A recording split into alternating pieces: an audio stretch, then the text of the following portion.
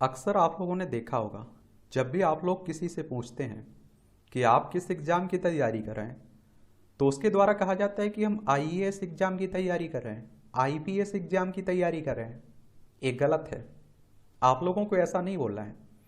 आप लोगों को कहना है कि हम सिविल सर्विस एग्ज़ाम की तैयारी कर रहे हैं। और सिविल सर्विस एग्ज़ाम को कौन करवाता है? यूपीएससी करवाता है, संघ लोक सेवा आयोग करवाता है, यूनियन पब्लिक सर्विस कमीशन करवाता है। और सिविल सर्विस एग्जाम के अंडर में ही आईएएस और आईपीएस पद होते हैं। समझ रहे हैं आप लोग? परीक्षाएं नहीं, ये आप लोग याद रखिएगा। और आप सभी लोग देख रहे हैं कि सिविल सर्विस एग्जाम की तैयारी कैसे करें, इसी सब पर बात हो रही है। और आपके भी डाउट हैं, अगर सिविल सर्विस एग्जाम से संबंधित कोई सवाल हैं तो इन क्लासों को देखते रहिए, जुड़े रहिए। आपके एक एक सवाल का जवाब बहुत ही आसान शब्दों में आपको यहाँ मिल जाएगा। सिविल सर्विस एग्जाम की तैयारी कैसे करें, उस नाम से एक प्लेलिस्ट सूची बनी हुई है। उसमें जितनी भी क्लासें डली हुई हैं जाकर आप लोग देखिए। संघ लोक सेवा आयोग जो संस्था है आपकी, उसके बारे में भी हम लोगों ने बात कर ली है। पात्रता क्या होनी चाहिए, आपको क्या क्या जरूरी होने चाहिए एग्जाम देने के लिए, उस सब पर बात कर ली है। अब हमें आज बात करनी है सिविल सेवा परीक्षा जो होती है वो 3 स्टेज में होती है, 3 चरणों में होती है। एक आप देखते हैं कि प्रीलिम्स होता है, प्रारंभिक परीक्षा होती है। और जब आप प्रीलिम्स पास कर लेते हैं तो आप मुख्य परीक्षा होती है। और जब मुख्य परीक्षा हो जाती है आपकी पास, तो आप लोग साक्षात्कार होता है, यानी कि इंटरव्यू होता है। तो इन तीनों स्टेज के बारे में आज हम लोग विस्तार से चर्चा करेंगे। क्या करेंगे? चर्चा करेंगे, जानेंगे।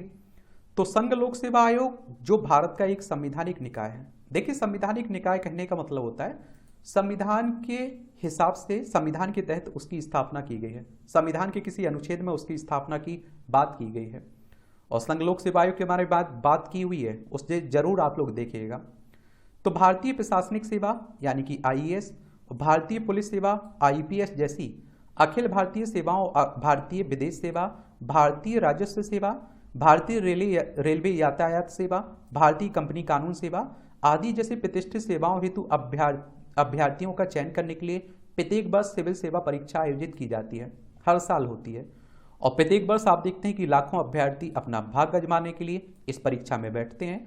लाखों फॉर्म भरे जाते हैं, लाखों पेपर देते हैं, और आप देखते हैं कि कुछ लोगों का फाइनल सिलेक्शन होता है। तो इसीलिए कह रहा हूँ कि ईमानदारी से तैयारी करिए, एनसीईआरटी पढ़िए, स्पेशल किताबें पढ़िए, न्यूज़पेपर फॉलो करिए। इन सब पर भी आगे आने वाले समय में हम लोग बात करेंगे। और उनमें से आप देखते हैं लाखों में से चंद अभ्यर्थी ही राष्ट्र के वास्तुकार होते हैं, जो नीति निर्माता हैं यही हैं। आप देखेंगे आपके नेता तो बस बातें करते रहते हैं, पूरा कामकाज पूरा देश संभालते यही हैं। और सिविल सेवा परीक्षा मुख्यतः 3 चरणों में होती है, प्रारंभिक, मुख्य परीक्षा और आपका साक्षात्कार। क्या होता है? इंटरव्यू। अब आप देखिए, हम लोग प्रारंभिक परीक्षा की बात करते हैं। तो सिविल सेवा परीक्षा का प्रथम चरण, जिसे आप लोग प्रारंभिक परीक्षा कहते हैं, प्रीलिम्स कह देते हैं। और इसकी प्रकृति पूरी तरह से आप देखेंगे किस तरह की है, वस्तुनिष्ठ है, यानी कि बहुविकल्पीय है। अब आप देखिए, बहुविकल्पीय कहने का मतलब क्या है? तो जिसके अंतर्गत प्रत्येक प्रश्न के लिए दिए गए 4 संभावित विकल्पों में ABCD के रूप में दिए होंगे आप लोगों को, उनमें से आप लोगों को एक चुनना होगा और OMR जो सीट रहेगी ना, उसमें गोला लगाना होगा। चलिए हम लोग पेपर देख लेते हैं। पेपर देखने के बाद मुझे लगता है कि आप लोग बहुत अच्छे से समझ पाएंगे। देखिए, जब भी आप लोगों को किसी एग्जाम के बारे में जानकारी लेनी है, इकट्ठी करनी है, उसके बारे में जानना है क्या अपडेट हो रहा है, उसका सिलेबस क्या है, पुराने क्वेश्चन पेपर कैसे मिलेंगे, तो उसकी ऑफिशियल साइट पर जाया करिएगा। अब आप देखिए, हम लोग चलते हैं यूपीएससी की ऑफिशियल साइट पर। तो ये आप देखिए, सर्च करेंगे तो UPSC union public service commission, तो आप लोगों के यहाँ आ जाएगा। इस तरह का होम पेज खुलेगा। ये आप लोग देखेंगे पुराने क्वेश्चंस पेपर पूरे पड़े हुए हैं। तो यहाँ आप देखिए 2023 का लास्ट साल का आपका पेपर है। तो इसमें आप देखते हैं कि 2 घंटे का होता है। कितना? 2 घंटे का आपको समय मिल जाता है। और आप देखते हैं कि 200 नंबर रहते हैं इसके लिए। यानी कि कहने का मतलब समझ रहे हैं आप लोग, एक प्रश्न 2 नंबर का रहेगा। कितना? 2 नंबर का रहेगा। और इसे आप लोग सामान्य अध्ययन प्रश्न पत्र 1 के नाम से जानते हैं। ये आप लोग याद रखिएगा। प्रीलिम्स में 2 पेपर होते हैं ना, दूसरा आप देखते हैं कि सी सेट का होता है, जिसे आप लोग सामान्य अध्ययन प्रश्न पत्र द्वितीय भी कह देते हैं। ये भी 2 घंटे का रहता है। पूर्णांक इसका यानी कि 200 नंबर का रहता है। 80 क्वेश्चंस रहते हैं इसमें। पहले पेपर में 100 रहते हैं, इसमें 80 रहते हैं, ये आप लोग याद रखिएगा।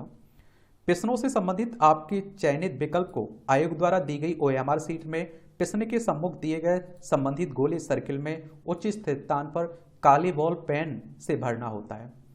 और एक बात आप लोगों से कह रहा हूं बार बार कि अब आप देखिए क्वेश्चंस का पैटर्न बदल रहा है, तो आप लोग अगर अच्छी तरह से तैयारी नहीं करेंगे ना, ईमानदारी से तैयारी नहीं करेंगे ना, तो पिछड़ जाएंगे, नुकसान उठाना पड़ेगा आपको। तो आप देखिए कि मान लीजिए एक क्वेश्चन दिया गया पहला, तो इसमें आप देखते हैं कि 3 कथन दिए गए हैं। अब आप देखिए नीचे 4 विकल्प दिए गए हैं, ABCD के रूप में। इन 4 में से एक सही होगा, आपको सही चुनना है। और जो OMR सीट रहेगी आपकी, उस OMR सीट में भी आप लोगों को बड़ा ध्यान रखना है। जब OMR सीट भरते हैं आप लोग, गोला भरते हैं, ठीक है, तो इसमें से 4 में से एक होगा, आप लोग चुनेंगे, उसे गोला भर देंगे। अब आप देखिए पहले किस तरह के क्वेश्चंस आते थे कि 3 कथन दे देता था और नीचे 4 विकल्प दे देता था और आपसे कह देता था कि इसमें से कौन सा कथन सही है। एक कथन सही है, 1 2 सही है, 2 3 सही है, 1 2 3 सही है। और आप लोग आराम से देखते थे, आप लोग देखते थे कि इसमें गलत कौन सा है, एक है गलत, तो आप लोग देख लेते थे कि एक किस में नहीं है, वो ही सही होगा। एक अंदाजा आप लोगों को लग जाता था। लेकिन अगर आप देखिए कि अब इन तीनों के अगर आप लोगों को मालूम नहीं है कि इन तीनों कथन में से कौन सही है कौन गलत है, तो आप लोग उसका आंसर नहीं दे पाएंगे। पैटर्न बदल रहा है, बार बार कह रहा हूं मैं, इसलिए आप देखते हैं कि मेहनत की जरूरत भी है। और सिविल सेवा प्रारंभिक परीक्षा 200 अंकों की रहती है, पहला पेपर आपका, ये भी आप लोग याद रखिएगा। और आप देखते हैं कि इसमें आपको बताया ना कि 100 क्वेश्चंस रहते हैं, 200 नंबर का रहता है। और जबकि दूसरा पेपर आप देखते हैं कि सिविल सेवा अभिवृत्ति परीक्षा, जिसे आप लोग एप्टीट्यूड टेस्ट भी कह देते हैं या CSET कह देते हैं, इसमें आप देखते हैं कि 80 प्रश्न रहते हैं, 200 अंक का रहता है। लेकिन आप देखते हैं कि दूसरा जो पेपर होता है ना CSET का, एक क्वालिफाई प्रवृत्ति का रखा गया है। यानी कि आप देखेंगे अगर 200 नंबर में से आप 200 अंक में से 33% अंक ले आते हैं तो आप दूसरे पेपर में पास हो जाते हैं। और जो पहला पेपर होता है ना, उसी के आधार पर आपकी मेरिट लिस्ट बनती है और आप लोगों को मुख्य परीक्षा में बैठने का अवसर मिलता है। तो दूसरे पेपर में आपको ध्यान रखना है कि पास होना जरूरी है, 33% नंबर कम से कम लाना जरूरी है। अधिकतम कितने भी लाइए उससे फर्क नहीं पड़ने वाला है, लेकिन कम से कम 33% जरूर लाइएगा। दोनों प्रश्नों पत्र में नेगेटिव मार्किंग की व्यवस्था लागू है। अब आप लोगों को कहते हैं कि नेगेटिव मार्किंग, माइनस मार्किंग होती क्या है, और जिसके तहत आप देखेंगे 3 उत्तर गलत होने पर एक सही उत्तर के बराबर अंक काट लिए जाते हैं। मान लीजिए मैं अपना उदाहरण दे रहा हूं, मेरे सामने प्रश्न पत्र आया हुआ है। मान लीजिए मैंने किसी क्वेश्चंस का आंसर देना है मुझे, उसका अगर हम आंसर देते हैं और सही हो जाता है आंसर, तो उसका पूरा का पूरा नंबर मिलेगा। 2 नंबर का रहेगा तो 2 नंबर पूरे मिल जाएंगे। मान लीजिए कि मुझे उसका आंसर नहीं आ रहा है, मैं उस प्रश्न को छोड़ देता हूं, यानी कि उसका आंसर गोला नहीं भरता हूं OMR सीट में, तब क्या होगा? तो देखिए तब ना तो हमें कुछ नंबर मिलेंगे, कोई नंबर नहीं मिलेगा, वो 2 नंबर का है उसमें कोई नंबर नहीं मिलेगा, और ना ही हमें दंड के रूप में कुछ देना पड़ेगा, यानी कि सजा नहीं देनी पड़ेगी। लेकिन मान लीजिए मैंने किसी क्वेश्चंस का आंसर दिया, OMR सीट में गोला भरा और वो क्वेश्चंस का आंसर गलत हो गया, तो 2 नंबर का है तो वो 2 नंबर तो नहीं मिलेंगे हमें, लेकिन जो हमारे सही होंगे, जो हमारा सही क्वेश्चंस होंगे, उनमें से भी आप देखें दंड के रूप में हमें कुछ भुगतान करना पड़ेगा। भुगतान कितना करना पड़ेगा? मान लीजिए 3 हमारे क्वेश्चंस अगर गलत हो जाते हैं तो जो एक सही होगा ना उत्तर, उसका अंक काट लिया जाएगा। ये आप लोग समझ लीजिए। प्रारंभिक परीक्षा में कट ऑफ का निर्धारण सिर्फ प्रश्न पत्र पहले यानी कि सामान्य अध्ययन के आधार पर किया जाता है, ये भी आप लोगों को याद रखना है। फिर आप सभी जानते हैं कि आपकी मुख्य परीक्षा आ जाती है और प्रीलिम्स आपने पास कर लिए तो आप मुख्य परीक्षा में पहुंच जाते हैं। और दूसरा चरण, जो दूसरा स्टेज है, वो लिखित परीक्षा का है, मेन परीक्षा का है। और आप देखेंगे, यकीन मानिए आप लोग, सिविल सर्विस एग्जाम में यही परीक्षा है आपकी मेन। प्रीलिम्स तो केवल एक तरह से आप देखते हैं कि क्वालिफाई के लिए रखा गया है कि भीड़ भाड़ ना हो जाए। जो सीरियसली तैयारी करने वाले हैं, जो गंभीरता से रहते हैं, वही मुख्य परीक्षा में पहुंच पाए, तो एक स्टेज रख दिया गया है। प्रीलिम्स के नंबर फाइनल मेरिट लिस्ट में कभी नहीं जुड़ते हैं, ये आप लोग याद रखिए, लेकिन पास करना होता है तभी तो आप मुख्य परीक्षा में पहुंच पाते हैं। प्रारंभिक परीक्षा का उद्देश्य सिर्फ इतना है कि सभी उम्मीदवारों में से कुछ गंभीर व योग्य उम्मीदवारों को चुन लिया जाए और तथा वास्तविक परीक्षा उन चुने हुए उम्मीदवारों के बीच आयोजित कराई जाए। अब आप सभी जानते हैं कि मुख्य परीक्षा होती है 1750 अंकों की। कितना? 1750 अंकों की होती है। इसमें आप देखते हैं कि दो पेपर वो भी हैं आपके मुख्य परीक्षा में। दो पेपर आप देखते हैं कि क्वालिफाई प्रवृत्ति कंपलसरी पेपर है ना, जिनमें आपको क्वालिफाई करना होता है। 300 नंबर का इंग्लिश का रहता है और 300 नंबर का आपका जो रीजनल भाषा रहती है उसका रहता है। 300 नंबर में से आप लोगों को 25% नंबर लाना होता है। और आप देखिए फाइनल जो मेरिट लिस्ट बनती है जिसके आधार पर आपको कोई पद मिलता है, उसमें कंपलसरी पेपर के भी नंबर नहीं जोड़े जाते हैं। आपके फाइनल मेरिट लिस्ट जिसके आधार पर आपको कोई पद मिलता है उसमें निबंध के नंबर जुड़ते हैं, 4 जीएस के पेपर होते हैं उसके नंबर जुड़ते हैं, ऑप्शनल के नंबर जुड़ते हैं और इंटरव्यू के नंबर जुड़ते हैं। और आप देखते हैं कि आपके जो मुख्य परीक्षा है ना, जिनके आधार पर मेरिट लिस्ट बनती है, वो 1750 है अंक, जिसमें आप देखते हैं कि 1000 अंक हो गया सामान्य अध्ययन के लिए 4 पेपर के लिए, जो आप देखते हैं कि 250 अंक के रहते हैं 4 ऑप्शन पद। 500 अंक हो गए आपके देखिए वैकल्पिक विषय के लिए, ऑप्शनल के लिए। और आप देखते हैं कि ऑप्शनल जब आप लोग पेपर तय करते हैं ना सब्जेक्ट, मान लीजिए आपने इतिहास लिया हुआ है तो इतिहास में 2 पेपर होंगे आपके, और दोनों पेपर आप देखते हैं कि 250 अंक के रहेंगे, यानी कि टोटल ऑप्शनल आपका कितने नंबर का रहेगा? 500 नंबर का रहेगा। और निबंध जो होता है ऐसे होता है, वो आपका देखते हैं कि 250 का रहता है, 250 नंबर का वो भी रहता है। इस तरह से टोटल आपके 1750 अंक हो जाते हैं। ये आप लोगों को याद रखना चाहिए। एक बार चलिए आप लोगों को ये निबंध के पेपर बता देते हैं, कंपलसरी पेपर बता देते हैं, और मेन जीएस के जो पेपर हैं उन्हें भी बता देते हैं किस तरह से होते हैं। तो देखिए ऐसे का पेपर आप लोग देख लीजिए, यहाँ सब पेपर डले हुए हैं, आप लोग जाकर डाउनलोड कर सकते हैं। क्या कर सकते हैं? डाउनलोड कर सकते हैं। ये आप देखिए प्रीलिम्स के दोनों पेपर हैं, इन्हें हटा देता हूँ क्योंकि इन पर हम लोगों ने बात कर ली है। अब निबंध पर हम लोग बात करें, जो आप देखते हैं कि 250 नंबर का रहता है। अब आप देख रहे हैं कि आपके सामने निबंध का पेपर खुल गया, और ये आप देखते हैं इसके लिए 3 घंटे का समय आपके पास रहता है और 250 अंक का रहता है। तो इन सब की पीडीएफ आपके टेलीग्राम पर डाल देंगे, वहां जाकर आप लोग डाउनलोड कर लीजिएगा। इसमें आप लोगों को 2 निबंध लिखने होते हैं। सेक्शन ए 4 टॉपिक दिए रहते हैं, उसमें से एक चुनना होता है, 125 नंबर का रहता है। और जो सेक्शन बी होता है इसमें भी 4 टॉपिक दिए रहते हैं, इनमें से एक आपको चुनना होता है, ये भी 125 नंबर का रहता है, यानी कि टोटल 250 नंबर के रहते हैं। तो इसे भी आप लोगों ने देख लिया। अब जीएस का पहला पेपर देख लीजिए। ये आप देखिए 3 घंटे का समय रहता है इसके लिए, और आपको बता दूं कि 250 नंबर का रहता है ये भी आपका, ठीक है। इसकी पीडीएफ आपके टेलीग्राम पर डाल दूंगा, तो वहां जाकर आप लोग देख लीजिए। फिर आप देखते हैं कि जीएस का दूसरा पेपर, सामान्य अध्ययन पेपर द्वितीय, ये भी आप देखते हैं कि कितने 250 अंक का ही रहता है, 250 नंबर का रहता है। 3 घंटे का समय इसके लिए भी रहता है आपके पास। इन सब की पीडीएफ आपको टेलीग्राम पर मिल जाएगी।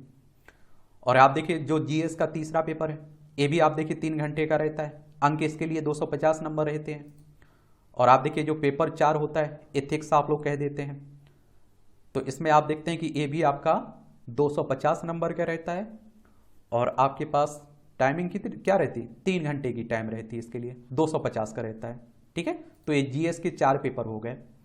अब आप देखिए कंपलसरी की बात करें, जो क्वालिफाइंग प्रवृत्ति के हैं, तो मान लीजिए आपका हिंदी कंपलसरी आप लोगों ने सब्जेक्ट चुन रखा है रीजनल भाषा में से, और एक तो इंग्लिश का होता ही है कंपलसरी, इंग्लिश में कोई चॉइस करने का ऑप्शन नहीं रहता है। तो ये आप लोग देखिए 3 घंटे का इसके लिए समय रहता है।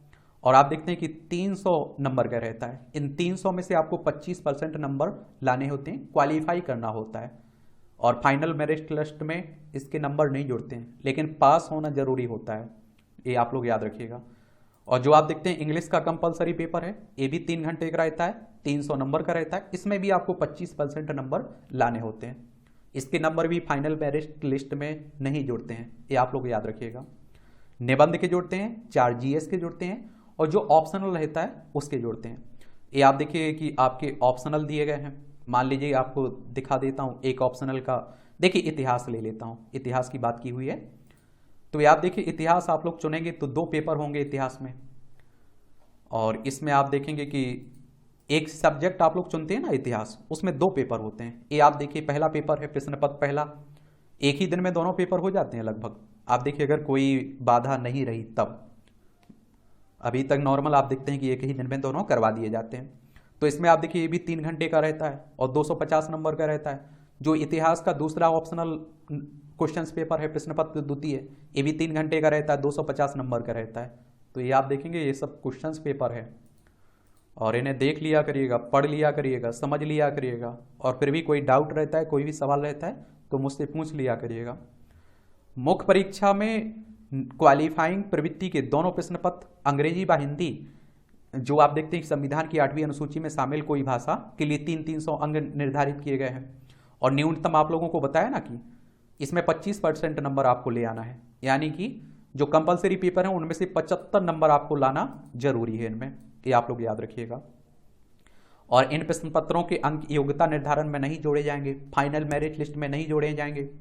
मुख्य परीक्षा के प्रश्न पत्र अंग्रेजी हिंदी दोनों भाषाओं में साथ साथ प्रकाशित किए जाते हैं। हालांकि उम्मीदवार को संविधान की 8वीं अनुसूची में शामिल 22 भाषाओं में से किसी भी में उत्तर देने की छूट होती है। केवल साहित्य के विषय में आप देखिए यह छूट है कि उम्मीदवार उसी भाषा में की लिपि में उत्तर लिखे, चाहे उसका माध्यम कुछ भी हो। और याद रहे, जहां प्रारंभिक परीक्षा पूरी तरह वस्तुनिष्ठ होती है, वहीं मुख्य परीक्षा अलग अलग शब्द सीमा वाले वर्णात्मक या वस्तुनिष्ठ व्यक्तिनिष्ठ प्रश्न पूछे जाते हैं। इन प्रश्नों में विभिन्न विकल्पों में से उत्तर चुनना नहीं होता है, बल्कि अपने शब्दों में लिखना होता है। समझ रहे हैं आप लोग? वहाँ वैकल्पिक है प्रीलिम्स, यहाँ आप लोगों को पूरा लिखना होता है। कि मान लीजिए निबंध आपका देखते हैं, आप लोग लिखते हैं ना, 1000 से 1200 शब्दों में आप लोगों को लिखना है पूरा उस टॉपिक पर, इसी तरह के आप देखिएगा। और इसीलिए कहते हैं, यही कारण है कि मुख्य परीक्षा में सफल होने के लिए अच्छी लेखन शैली बहुत महत्वपूर्ण मानी जाती है। आंसर राइटिंग पर इतना जोर देता रहता हूँ, क्यों देता रहता हूँ? इसीलिए। और जब आप लोग मुख्य परीक्षा भी पास कर लेते हैं तो आप लोग फाइनल स्टेज में पहुँचते हैं, इंटरव्यू में, साक्षात्कार में। सिविल सेवा परीक्षा का अंतिम एवं महत्वपूर्ण चरण है इंटरव्यू। मुख्य परीक्षा में चयनित अभ्यर्थियों को सामान्यतः फरवरी, मार्च, अप्रैल माह में आयोग के समक्ष साक्षात्कार के लिए उपलब्ध होना होता है। और इसमें ना तो प्रारंभिक परीक्षा की तरह सही उत्तर के लिए विकल्प दिए जाते हैं, ना ही मुख्य परीक्षा के कुछ प्रश्न पत्रों की तरह अपनी सुविधा से प्रश्न के चयन की सुविधा होती है। हर प्रश्न का उत्तर देना अनिवार्य होता है और हर उत्तर पर आपसे वित्तीय प्रश्न भी पूछे जा सकते हैं। मौखिक रहता है, आमने सामने बैठ के देना होता है। हर गलत या हल्का उत्तर नेगेटिव मार्किंग जैसा नुकसान करता है, यानी कि कम नंबर मिल रहे हैं, वही तो नेगेटिव मार्किंग हो गई। इससे भी मुश्किल बात यह है कि परीक्षा के पहले 2 चरणों के विपरीत इसके लिए कोई निश्चित पाठ्यक्रम भी नहीं है। इंटरव्यू का कोई पाठ्यक्रम नहीं है, सिलेबस नहीं है, कहीं से भी क्वेश्चंस पूछे जा सकते हैं। दुनिया में जो भी प्रश्न सोचा जा सकता है वह इसके पाठ्यक्रम का हिस्सा है। दरअसल यह परीक्षा अपनी प्रकृति में ही ऐसी है कि उम्मीदवार का बेचैन होना स्वाभाविक है। और यूपीएससी द्वारा आयोजित सिविल सेवा परीक्षा में इंटरव्यू के लिए 275 अंक निर्धारित किए गए हैं। आप समझ रहे हैं, 275 अंक। और मुख्य परीक्षा की 1750 अंक हैं की तुलना में इस चरण के लिए निर्धारित अंक कम अवश्य हैं, लेकिन अंतिम चयन और पद निर्धारण में इन अंकों का विशेष योगदान रहता है।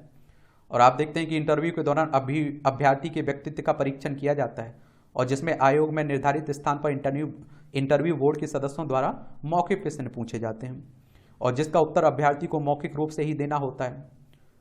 और आप लोग देखेंगे, और फिर आपकी मेरिट लिस्ट जो बनती है इंटरव्यू और मुख्य परीक्षा के नंबरों के आधार पर आपकी मेरिट लिस्ट बनती है, फाइनल मेरिट लिस्ट, और आपको कोई पद मिल जाता है। ये आप लोग याद रखिएगा। तो इसमें आप देखते हैं कि 275 अंक हो गए और 1750 हो गए, यानी कि आपके 2025 अंक के आधार पर आपको क्या मिलेगा? कोई पद मिलेगा। ये आप लोग याद रखिएगा। इसी आधार पर आपकी मेरिट लिस्ट बनेगी और आपको कोई पद मिलेगा। तो मुझे लगता है इन 3 स्टेज के बारे में हम लोगों ने विस्तार से चर्चा कर ली है। अगली क्लास में हम लोग प्रीलिम्स के बारे में बात करेंगे और विस्तार से चर्चा करेंगे, उसका सिलेबस भी हम लोग देखेंगे। अब आपका कोई डाउट हो, कोई सवाल हो, कोई सुझाव हो तो आप लोग मुझे बता सकते हैं। और मेरी तरफ से आप लोगों को शुभकामनाएं हैं। आप लोग मेहनत करते रहिए, ईमानदारी से मेहनत करिए और लगे रहिए। मेहनत कभी बेकार नहीं जाती है, ये आप सभी बहुत बेहतर तरीके से जानते भी हैं। धन्यवाद।